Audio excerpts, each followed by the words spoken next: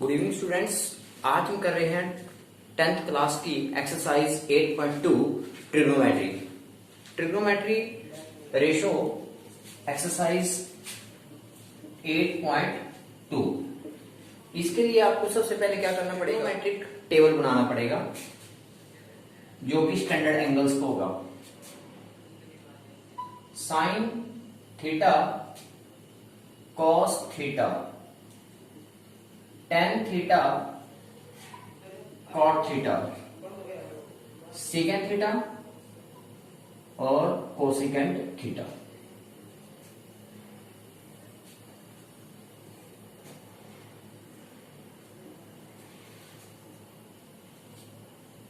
इस टेबल को कैसे बनाएंगे ये इंपॉर्टेंट है।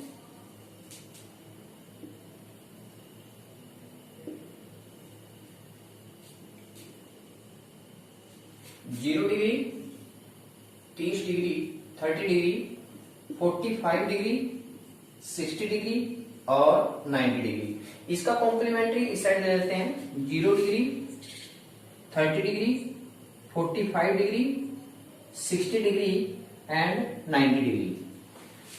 ये इंपॉर्टेंट है कि बनेगा कैसे। सबसे पहले क्या करते हैं, 0 1 2 3 4 काउंटिंग में लिखते हैं। फर्स्ट स्टेप में क्या किया हमने, 0 1 2 3 4 काउंटिंग की। अब क्या करते हैं, सब के अपॉन में 4 कर देते हैं। 4 4 4 4 एंड 4 कैलकुलेट करते हैं। 0 को किसी से भी डिवाइड करो, क्या आंसर आएगा 0। ये तो कैंसिल नहीं होता। 1/4 एज इट इज, यहां पर ये कैंसिल हो गया। 2 के टेबल पे 2 1 जा 2, 2 2 जा 4 और कितना आंसर आया 1/2। यहां भी कोई कटिंग नहीं होती तो 3/4 एज इट इज, यहां पर कैंसिल हो जाती है। 4 से 4 कैंसिल इक्वल टू 1। दोबारा 0 को किसी से भी डिवाइड करो, 0, ये तो कैंसिल नहीं होता। 1/4 एज इट इज आ गया। 2/4 कैंसिल हो गया 2 के टेबल पर। 1 2 1/2 ये कैंसिल नहीं होता तो ये 3/4 यानी कि 3/4 ये तो सेम आएगा। 4 से 4 कैंसिल 1। उसके बाद क्या करते हैं, इन सारों का स्क्वायर रूट, जो आपके पास वैल्यू आई इस सारे का स्क्वायर रूट। वैसे तो ये इतनी प्रैक्टिस होगी कि आपका लर्न हो जाएगा, लेकिन स्टार्टिंग में क्या करना पड़ेगा, स्टार्टिंग में आपको बनाना भी आना चाहिए कि बाई चांस लर्न हो, कम से कम एग्जाम के टाइम आप उसी टाइम से इसको बना सको। अब 0 का स्क्वायर रूट कितना आएगा, 0 का स्क्वायर रूट 0, यहां पर 1 का स्क्वायर रूट 1 और 4 का स्क्वायर रूट 2, यहां पर 1 का स्क्वायर रूट 1 लेकिन 2 का स्क्वायर रूट नहीं निकल सकता, √2 एज इट इज। √3 पॉसिबल नहीं है तो √3 एज इट इज। 4 का स्क्वायर रूट 2 और 1 का स्क्वायर रूट 1। यही पार्ट मुश्किल था, बाकी आगे आपका बन जाएगा। अब क्या करते हैं, इस 1 को यहां लेकर आएंगे, 1 को यहां लेकर आएंगे और उसको ऐसा रेसिप्रोकल इसका कर देंगे, इसको उल्ट देंगे। जैसे 1/1 यहां लेके आए और इसको उल्टा किया तो 1/1 ही आ गया, यानी कि 1 ही आ गया। तो 1/, लिखने की जरूरत नहीं होती, जैसे समझाने के लिए था कि आप यहां लेकर आए और इसको रेसिप्रोकल कर दिया। एज इट इज इस वैल्यू को यहां लेकर आएंगे और इसका रेसिप्रोकल कर देंगे तो क्या आंसर आएगा 2/√3। इस वैल्यू को √2/1, वैसे 1 लिखने की जरूरत नहीं होती है, अपॉन में √2 आ जाएगा। एज इट इज दिस 2/1, 1 नहीं लिखना है, उड़ा देंगे बाद में। किसी भी स्टेटमेंट के अपॉन में यदि कुछ नहीं है तो उसके स्टेटमेंट में क्या माना जाता है, 1 तो माना जाता है। अब इसको यहां लेके आएंगे तो क्या हो जाएगा 1/0। लेकिन किसी भी नंबर के अपॉन में 0, यानी किसी नंबर को यदि 0 से डिवाइड करते हैं तो आंसर आता है इन्फिनिटी। ये पॉसिबल नहीं होता, मतलब बहुत बहुत ज्यादा आंसर आ जाता है। दोबारा सुनो, यदि किसी भी नंबर को आप 0 से डिवाइड करोगे तो आंसर आएगा इन्फिनिटी। तो यहां पर क्या आ गया आपके पास, इन्फिनिटी। उसके बाद बीच की वैल्यू कैसे निकालेंगे, इन दोनों को मल्टीप्लाई करके, 0 को 1 से मल्टीप्लाई करेंगे, 0 इसको इससे मल्टीप्लाई करेंगे। जैसे 1/2 को आप मल्टीप्लाई कर रहे हो 2/√3 से, मतलब 1/2 को आप 2/√3 से डिवाइड मल्टीप्लाई करोगे तो 2 से 2 कैंसिल हो जाएगा। क्या बचेगा आपके पास, 1/√3 एज इट इज। √2 को √2 से काटेंगे, ये तो पूरा कैंसिल हो गया आपका। क्या आंसर आया, 1। जब इसको कैंसिल करेंगे, √3/2, इसको किससे मल्टीप्लाई कर रहे हैं, 2/1 से, 2 से 2 कैंसिल, √3, 1 तो अपॉन में लिखने की जरूरत नहीं है भाई, तो √3 एज इट इज। उसके बाद 1 को इन्फिनिटी से मल्टीप्लाई करेंगे, infinity in the infinity, infinity को यदि 1 से मल्टीप्लाई करेंगे तो इन्फिनिटी 1 ज़ इन्फिनिटी। इस प्रकार से आपका टेबल बन जाएगा। अब यहां पर 4 ट्रिग्नोमेट्रिक रेशियो है, साइन थीटा, साइन का complementary cos theta, tan theta, tan का complementary cos theta, secant theta and cosecant theta. अब आप इस टेबल को देखोगे कैसे, आपके पास 3 टर्म्स तो ऐसी हैं जो को से स्टार्ट है, जिसको मैं पीछे लिख रहा हूं को, ये वाली को, ये को से, कोस, कॉट, कोसिकेंट। इनका नंबर, जो इनका स्टैंडर्ड एंगल है वो पीछे से देखना है आपने, और जो ये साइन, टेन, सीकेंट है ये आपने आगे से देखनी है। मतलब क्या है कि जैसे मैं आपसे पूछता हूं साइन 0, साइन 0 की वैल्यू कितनी है, अब साइन, ये साइन और 0, ये 0, तो साइन 0 की वैल्यू कितनी है, ये आपके पास 0, साइन 0 की वैल्यू कितनी है, 0। लेकिन मैं आपसे पूछता हूं कोस 0 की वैल्यू कितनी है, कोस 0, कोस ये, क्योंकि ये टर्म किसकी है, को की। यदि कोस, को वाली टर्म है तो एंगल पीछे से देखना है आपने, ये 0, तो कोस 0 की वैल्यू कितनी है, 1, कोस 0 की वैल्यू है इक्वल के 1। नेक्स्ट आगे देखते हैं, सपोज करो आप कहते हैं कि सीकेंट 30 की वैल्यू फाइंड आउट करो, सीकेंट 30 की वैल्यू फाइंड आउट करो, सीकेंट 30, सीकेंट ये है, क्योंकि ये आगे वाला टर्म है, देखो आगे वाले टर्म का आगे से एंगल देखना है, और जो पीछे वाले टर्म है उसका, जो पिछले वाले ट्रिग्नोमेट्रिक रेशियो है उसका पीछे से एंगल देखना है। दोबारा सुनो, अगले वाले ट्रिग्नोमेट्रिक रेशियो का एंगल आगे से देखना है और पिछले वाले ट्रिग्नोमेट्रिक रेशियो का एंगल पीछे से देखना है। तो सीकेंट की बात कर रहे हैं, सीकेंट क्या है, अगले ट्रिग्नोमेट्री से है, पहली ट्रिग्नोमेट्रिक रेशियो है, तो सीकेंट की वैल्यु कहां से देखोगे आप, यहां से, सीकेंट 30, वेरी सीकेंट, सीकेंट 30, ये सीकेंट 30 की वैल्यू कितनी आई आपके पास, 2/√3, 2/√3। इसी प्रकार से आप कोसिकेंट 30 की वैल्यू फाइंड आउट करो, कोसिकेंट 30, कोसिकेंट 30 की वैल्यू, कोसिकेंट ये को की टर्म है, यदि को की टर्म है तो पीछे से देखेंगे, कोसिकेंट ये है आपके पास और 30 कहां पर है, ये है, तो कोसिकेंट 30 की वैल्यू कितनी है, 2/1, 1 तो अपॉन में नहीं लिखने की जरूरत नहीं होती बेटा, कोसिकेंट ये है और 30 ये है, तो कोसिकेंट 30 की वैल्यू कितनी है, 2। आई थिंक आपको समझ में आ रहा होगा। मेन चीज क्या है कि को की वैल्यू, जो को वाली है यानी कि पिछली टर्म है, ये वाली पिछली टर्म जिसके पीछे मैं ए लिख रहा हूं, ये वाली पिछली टर्म, ए वाली टर्म, ये पिछली टर्म, ये आपने इनके जो एंगल है बेटा तीनों के पीछे से देखने हैं, और जो अगले वाली ट्रिग्नोमेट्रिक रेशियो है इनका टर्म आपने एंगल आगे से देखना है। आई थिंक आपको समझ में आ गया होगा। टेबल में कोई प्रॉब्लम हो तो आप कमेंट सेक्शन में या मेरे को पर्सनली कॉल करके पूछ सकते हैं कि ये कहां से आया। दोबारा सुनो, सबसे पहले हमने 0, 1, 2, 3, 4 काउंटिंग लिखी, सबके अपॉन में 4 किया, कैलकुलेट किया और आपके पास ये एंगल निकल के आ गए हैं। आगे करते हैं एक्सरसाइज 2.1। अब फर्स्ट क्वेश्चन करते हैं, sine 60, sine 60, cos 30, sine A cos B plus cos A, यानी कोस 60 और sine 30। First question is sine 30 cos 60 plus cos 60 sin 30। हो सकता है आगे पीछे हो आपके पास, sin 30 आगे आ जाए, sin 30 and cos 60। Value put करते हैं। sin 60, साइन आप अपना कॉलम देखेंगे तो फर्स्ट नंबर पे साइन है, यानी कि अगली टर्म है, तो कहां से देखेंगे 60 वाली लाइन से। साइन 60 √3/2, कोई साइन है बीच में नहीं है, मल्टीप्लाई।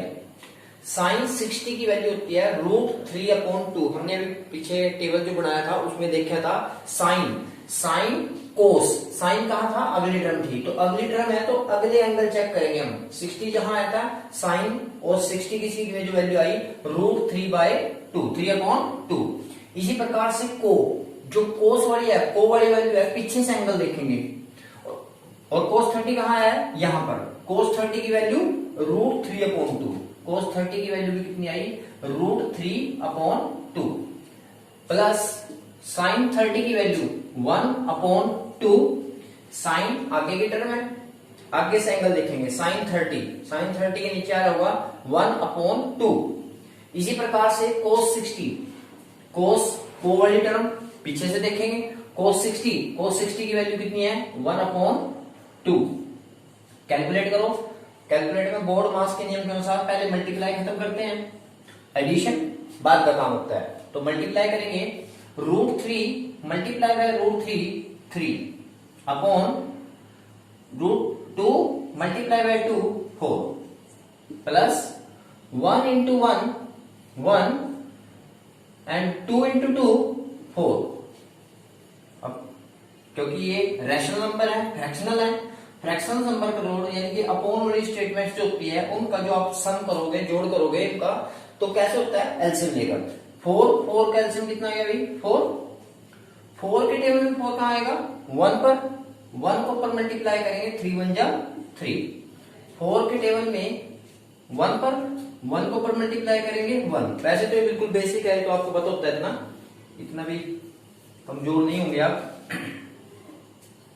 तो 3 + 1 4/4 and answer is 1। I think समझ में आ गया आपको, यस। नेक्स्ट क्वेश्चन करते हैं, question number second. Question number second, 2 tangent square 45, 2 tangent square 45 upon 2 tangent square 45 plus cos square 30 degree और minus sin square 60 degree. cos square 30 degree minus sin square 60 degree, ये आपकी statement आ गई है। 2 as it is 10 45। Actually ये आप लिखते हो ना ऐसे 10 स्क्वायर 45, ये होता क्या है 10 45 सारे का स्क्वायर। ये जो वैल्यू होती है स्क्वायर, ये सारे एंगल की वैल्यू होती है ऐसे। इसी प्रकार से मैं 10 40 की वैल्यू रखूंगा, जो भी वैल्यू होगी उस सारे का क्या हो जाएगा स्क्वायर हो जाएगा, उसका होल स्क्वायर हो जाएगा। तो 10 45 की मैं वैल्यू देखूंगा 10, अगले टर्म है 10 और 45 आगे से चेक करेंगे तो 10 45 की वैल्यू आ रही है 1 और आपको पता है उसका स्क्वायर, प्लस cos 60 की वैल्यू, cos 30 की वैल्यू, cos पिछले वाले टर्म है cos 30 की वैल्यू यहां से 0 30, उसकी सीट में cos 30 की वैल्यू आ रही है √3/2 होल स्क्वायर। मैंने आपको बोला था कि स्क्वायर जो है पूरी टर्म्स का स्क्वायर माना जाएगा, माइनस sin 60 की वैल्यू √3/2 होल स्क्वायर, यहां भी क्या होगा पूरे टर्म का स्क्वायर हो जाएगा। अब ये टर्म और ये टर्म दोनों टर्म सेम है, एक प्लस में है और एक माइनस में है, तो ये टर्म तो वैसे ही कैंसिल हो गई बेटा आपकी। बच्चा क्या आपके पास 2 मल्टीप्लाई बाय 1 का स्क्वायर 1 एंड 2 1 जा 2, the answer is 2। Next question number first question third part, cos 45 secant 30 plus cosecant 30।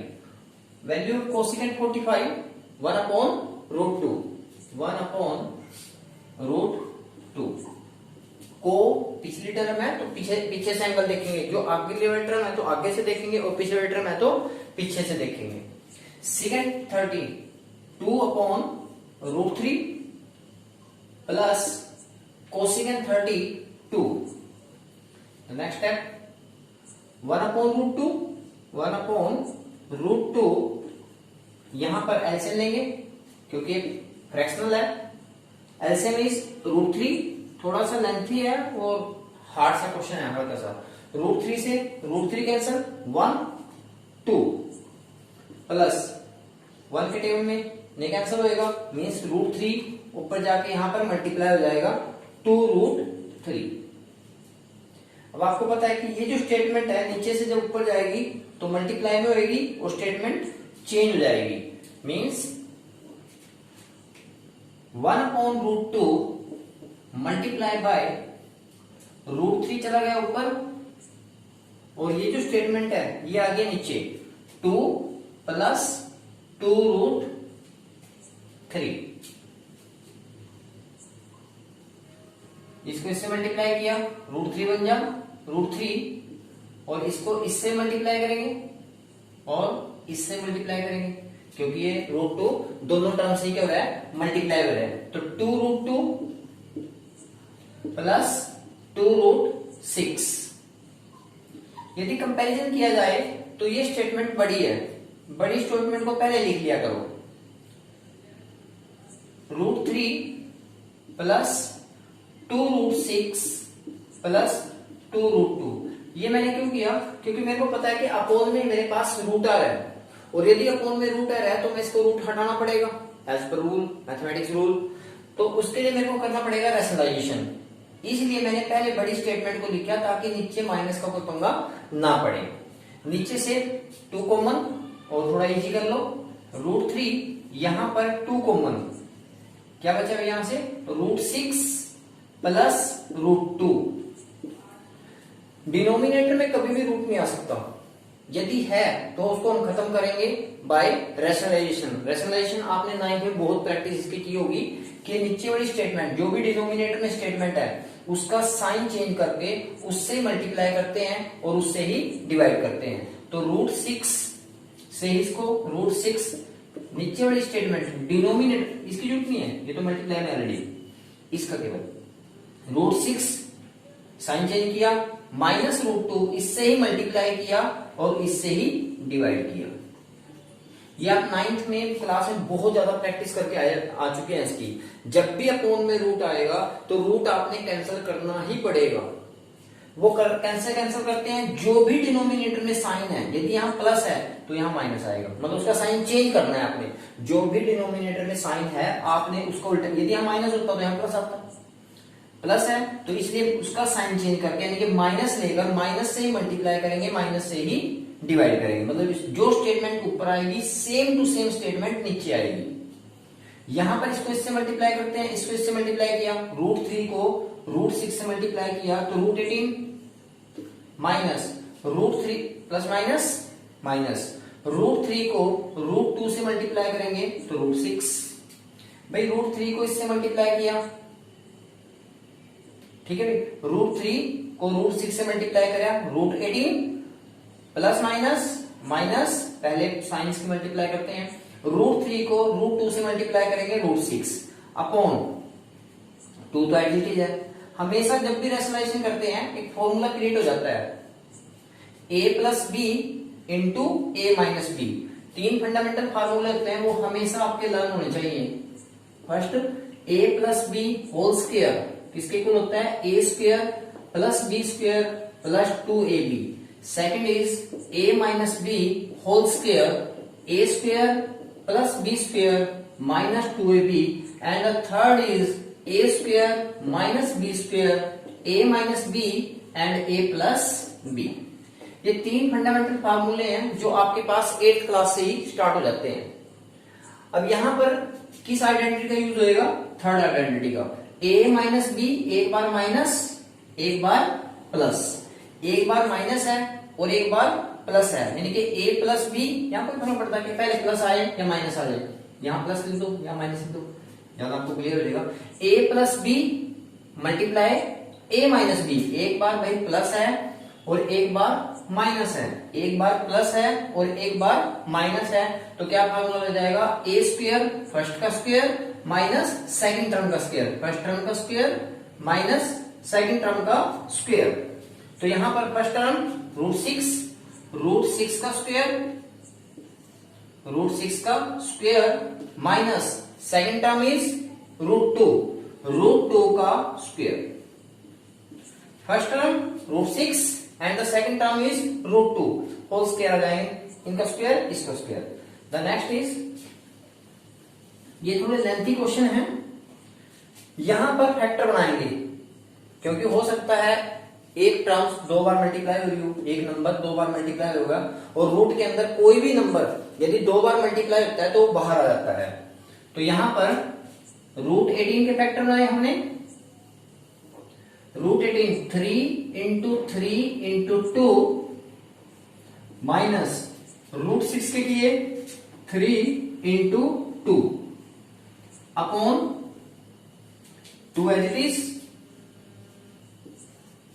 Root 6 का स्क्वायर, स्क्वायर से रूट कैंसिल हो जाता है, कितना आंसर आएगा 6 माइनस स्क्वायर से रूट कैंसिल हो जाता है 2।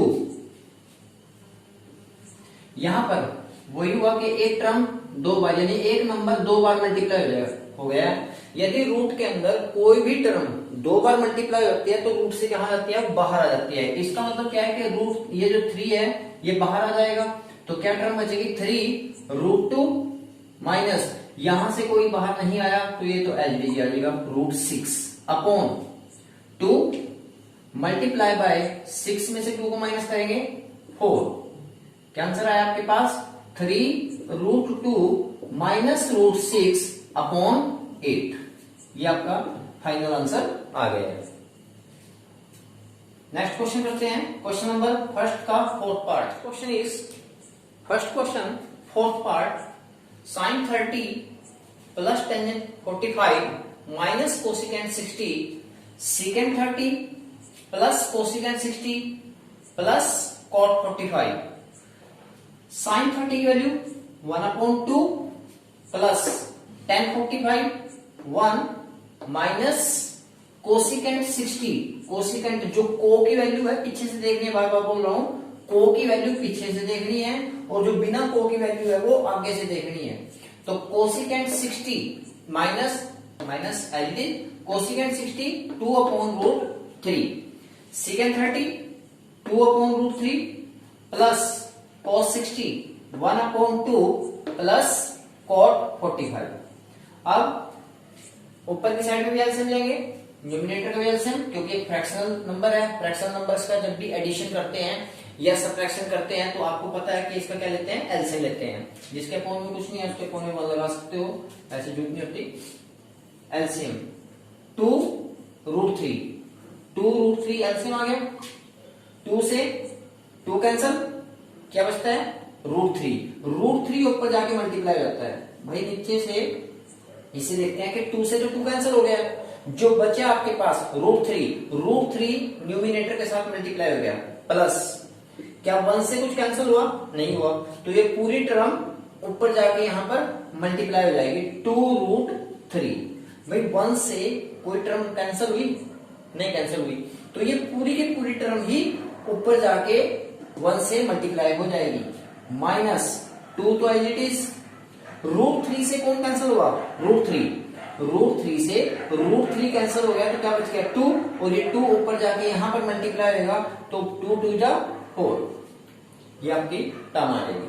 इसी प्रकार से डिनोमिनेटर में एलसीएम ले लेते हैं। जब फर्स्ट टर्म सेकंड टर्म ये के बाद जो ये डिनोमिनेटर होता है इसको आप थोड़ा सा टेढ़ा लगा सकते हो। यहां पर फिर क्या एलसीएम आएगा 2√3 ये आपके पास एलसीएम आ गया। √3 से यहां पर √3 कैंसिल, ज्यादा लेट हो गया, ये √3 से √3 कैंसिल, क्या बचता है 2 को 2 से मल्टीप्लाई करेंगे 4। एक टर्म भाई ऊपर भी ऐसे चल रही है फ्रैक्शन में, नीचे भी फ्रैक्शन में चल रही है, तो इसी प्रकार से यहां वाले का सॉल्यूशन यहां पर है और ये यहाँ की टर्म जो है इसका सोल्यूशन हम यहाँ पर कर रहे हैं। तो डिनोमिनेटर का पहले एलसीएम लिया 2√3 और 1, इनका एलसीएम कितना आएगा 2√3 आ जाएगा।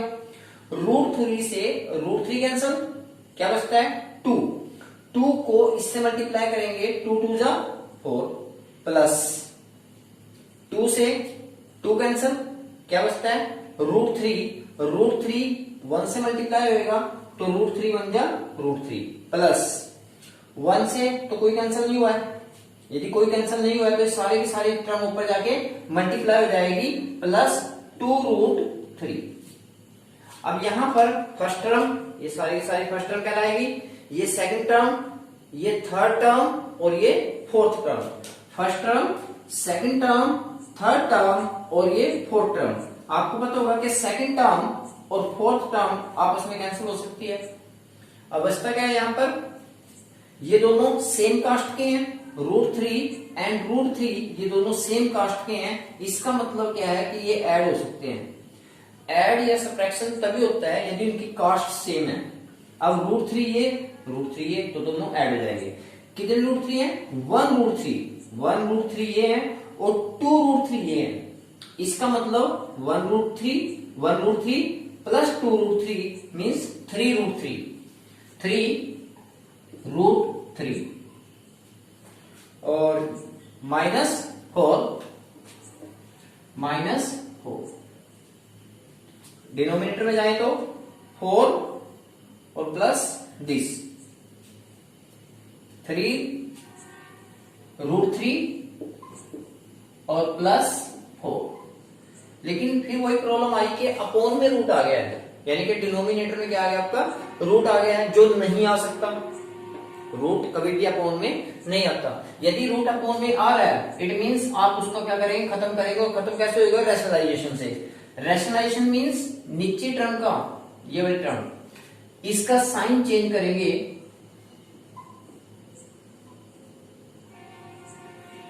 इसी से मल्टीप्लाई करेंगे और इसी से डिवाइड करेंगे।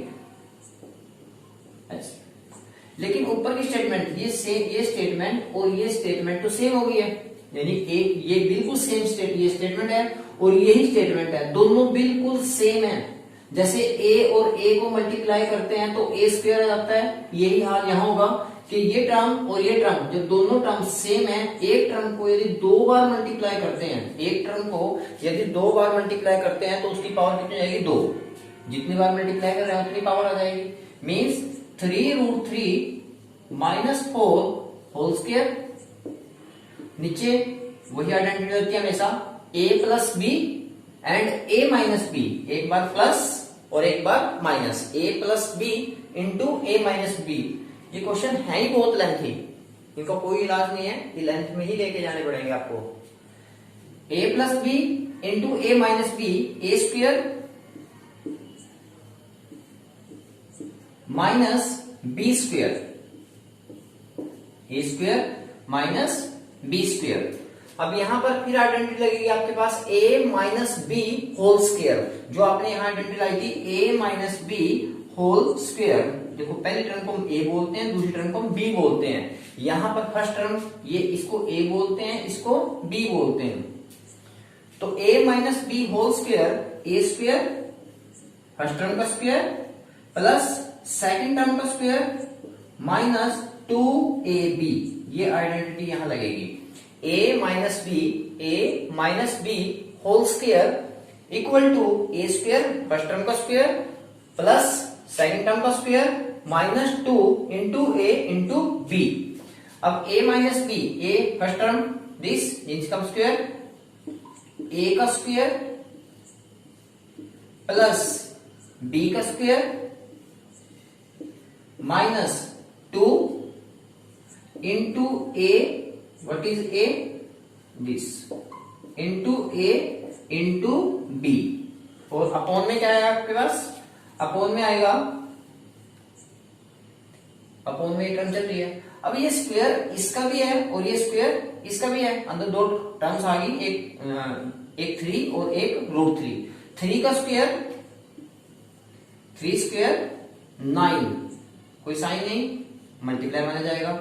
और इसका भी स्क्वायर है, 3 का स्क्वायर 9 आ गया और √3 का स्क्वायर 3 माइनस 4 स्क्वायर 16। क्लियर। ऊपर जो आइडेंटिटी लगी थी वो लगी थी a minus B whole square, पूरे का स्क्वायर, इस a square plus b square minus 2ab।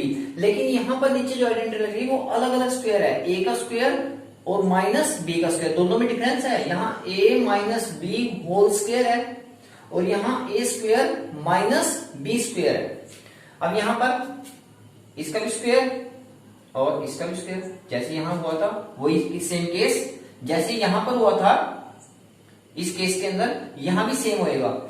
Answer क्या आएगा यहां पर हमारे पास आएगा 3 square 9 multiply by 3 plus 4 square 16 plus minus इन सबको मल्टीप्लाई करेंगे 24√3 अपॉन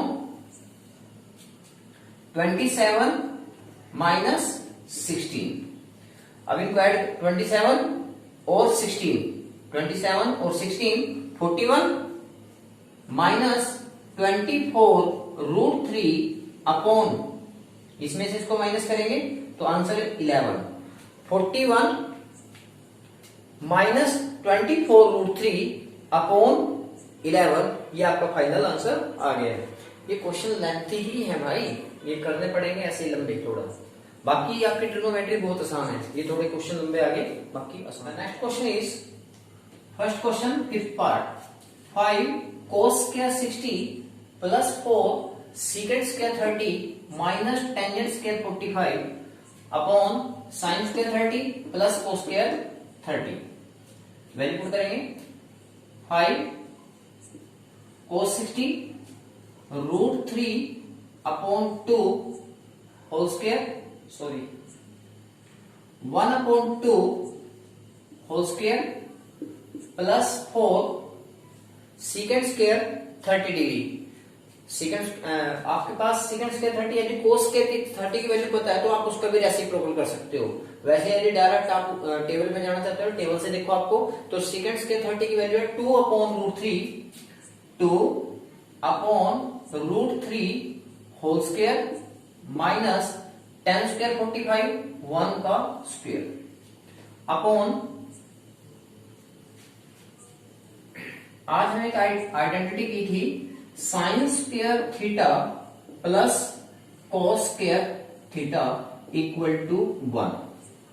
ट्रिग्नोमेट्रिक में फर्स्ट आइडेंटिटी जो हमने आज की थी, ये ट्रिग्नोमेट्री में एक बहुत इंपॉर्टेंट आइडेंटिटी है, sine square theta plus cos square theta equal to 1। What is theta? Theta होता क्या है? थीटा एंगल का नाम है। जैसे आपको पता है कि ट्रिग्नोमेट्री राइट एंगल ट्रायंगल पे ही एप्लीकेबल होती है। थीटा क्या होता है? जो बेस के साथ जो एंगल बनता है, बेस के साथ जो एंगल बनता है उसको हम क्या बोलते हैं? थीटा बोलते हैं। थीटा के जो सामने वाली साइड होती है उसको परपेंडिकुलर कहा जाता है, और 90 डिग्री के जो सामने वाली है उसको हमेशा हाइपोटेन्यूज बोलते हैं। इसीलिए बोलते हैं थीटा क्या होता है कि बेस के साथ जो एंगल बनता है उसको हम थीटा बोलते हैं।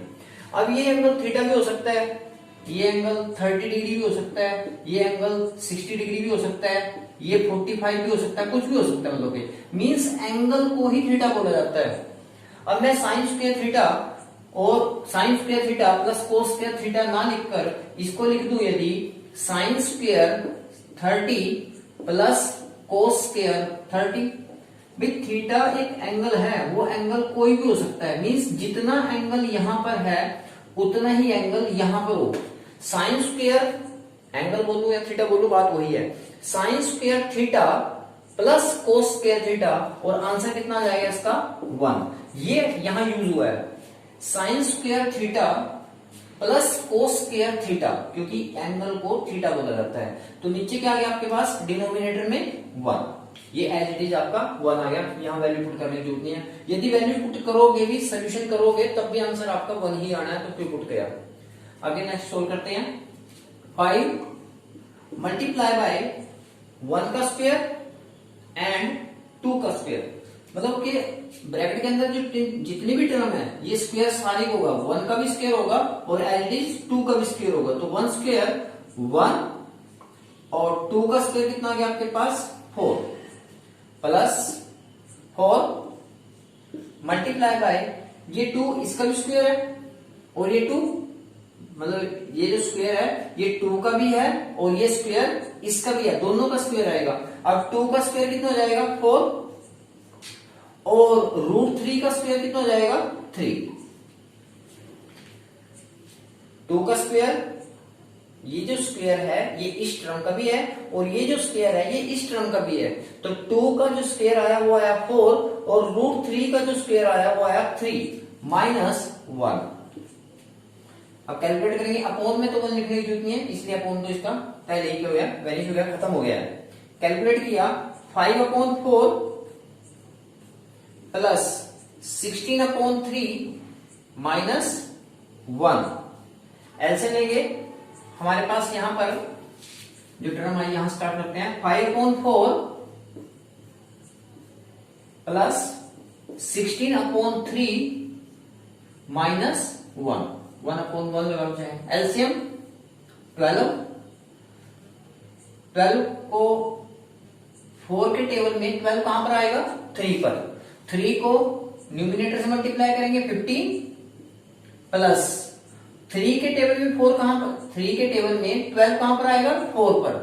4 को ऊपर मल्टीप्लाई करेंगे 64 -1 को इससे नहीं कैंसिल होता, बात कैंसिल वाली बात बोल सकते हैं क्या, 1 से कोई कैंसिल होता नहीं होता। तो 12 को ऊपर मल्टीप्लाई करेंगे 12, जिसके साइन सेम होते हैं वो ऐड होता है, यानी ये दोनों तो ऐड होंगे और ये क्या हो जाएगा इसमें से सब्ट्रैक्ट हो जाएगा। तो आपका आंसर आ गया है, चाहे आप इसको पहले कैलकुलेट कर लो कोई फर्क तो पड़ता नहीं इसका। 3 प्लस 64 मैंने दोनों को पहले कैलकुलेट किया, प्लस का 15 और माइनस का 12 तो कितना आया 3 और ये एज इट इज अपॉन 12 और कैलकुलेट करके आ गया आपके पास 67/12 और ये आपके पास क्या आ गया आंसर, फाइनल आंसर आ गया। आई थिंक आपको समझ में आ रहा होगा।